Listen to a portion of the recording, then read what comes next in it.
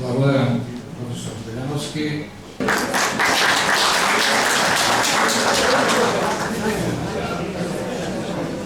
Почитувани присутни, немам намера да замарам многу.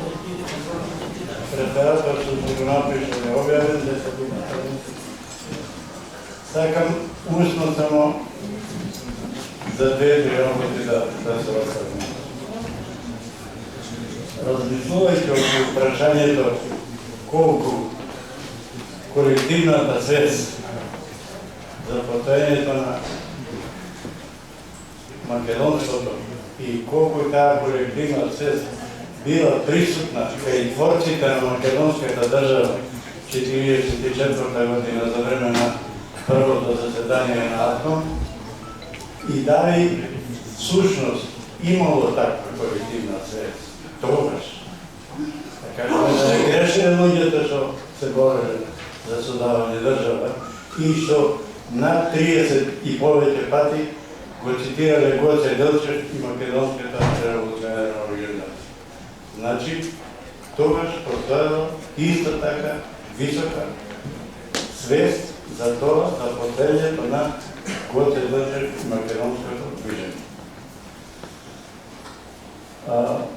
Првото заседание на АСНО донесе вкупно 9 документи.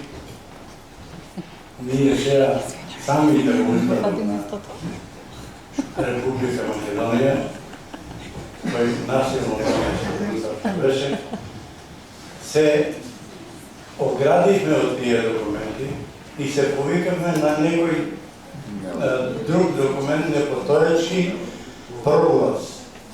Прогласи се донесени илјадници.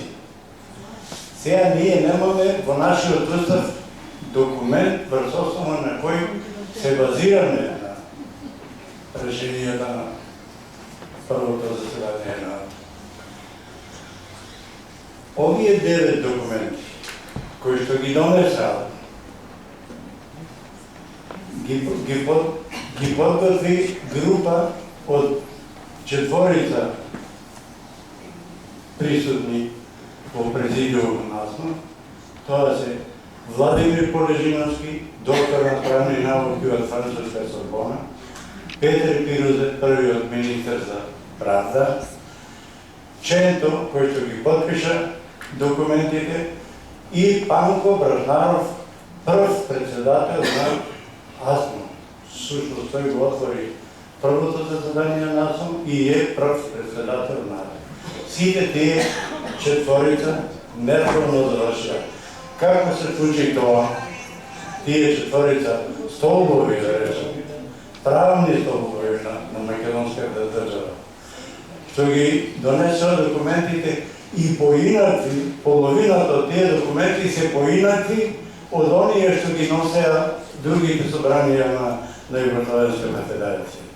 Не постои документ во другите метон за конституирање на држава, не постои за јазик, не постои за прогласување на државен празник и уште еден други документ што го нема кај другите републики. И сега започнувам, односно размислувам околу прашањето што се случи, што нашите овие ги нарекувам 4 столба на македонската држава на документите, неславно завршија, сите завршија, некој на Голи оток, некој како Ченто, например, болен од тешка болест, беше пратен да работи физичка работа, наместо да ги добие сите почести кои што му следуваа. Па се плашам, не се плашам за себе, туку се плашам воопшто за нашето безбеднување, околностите наши. Не е ли ова сега што го правиме, во што зборувам дека, на што се заснова нашиот устав, диверзија за тоа дека почнува да се чувствува еден македонски синдром во креирањето на нашата иднина. Мене ми навикува на тоа бидејќи многу работи се направија така насилно, да речем, и мислам дека оваа генерација треба да покаже поголема свест, поголема колективна свест, што била присутна при донесување на овие документи за идната наша работа. А сега ќе ја прочитам само оваа реченица за да го заклучам моето излагање.